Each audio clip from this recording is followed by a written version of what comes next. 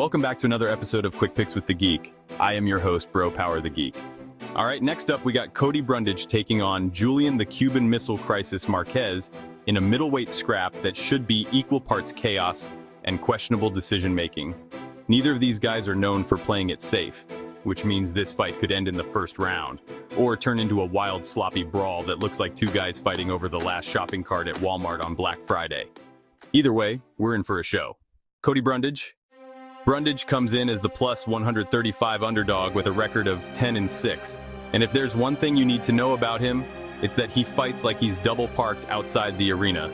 This man does not like going the distance. He's an explosive wrestler with big power, and when he wins, it's usually in the first round.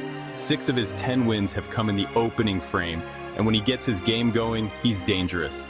But here's the problem. If he doesn't finish you early, things start falling apart real fast. His cardio isn't great, his fight IQ is questionable, and he's got a history of making in-the-moment decisions that leave you wondering if he lost a bet backstage. He's also incredibly kill or be killed. When he loses, it's usually in dramatic fashion. He's either running through his opponent or getting finished himself, with 4 of his 6 losses coming by stoppage.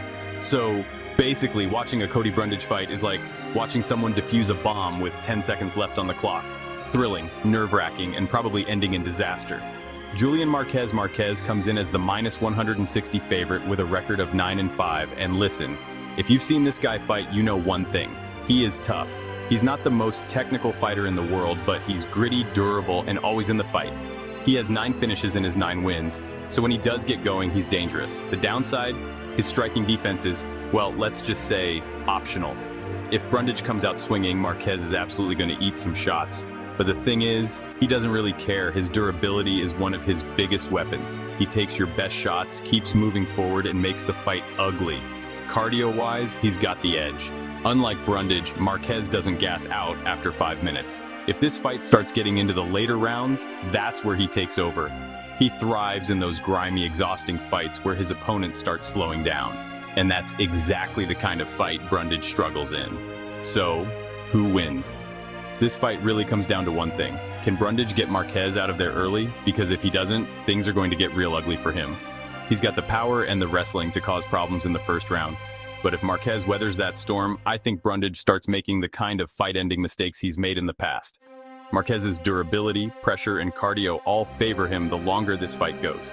If Brundage doesn't land something big early, I think he starts fading, and that's when Marquez takes over. Official pick. But first, let's be honest, this is an odd co-main event. Neither of these two are future champions. To be real, I'm surprised Cody hasn't been cut yet. I'm just saying there was no one else to put in this spot. There had to be. Anyway, I'm rolling with Julian Marquez. Brundage is explosive and he's got a clear path to victory if he lands early. But Marquez is the tougher, more durable fighter, and he's got the cardio to make Brundage's life miserable if this fight drags on. I think Marquez survives the early chaos, turns this into a dogfight, and either wins by late stoppage or takes a decision. So expect violence, expect wild swings, and expect at least one moment where Brundage does something that makes you wonder, why is he here? If you enjoyed this, go ahead and smash that like button. If you haven't subscribed yet, what are you waiting for? Hit that subscribe button and turn on notifications so you don't miss a beat when the next video drops. And don't be shy. Leave a comment below and let me know who you got winning this fight.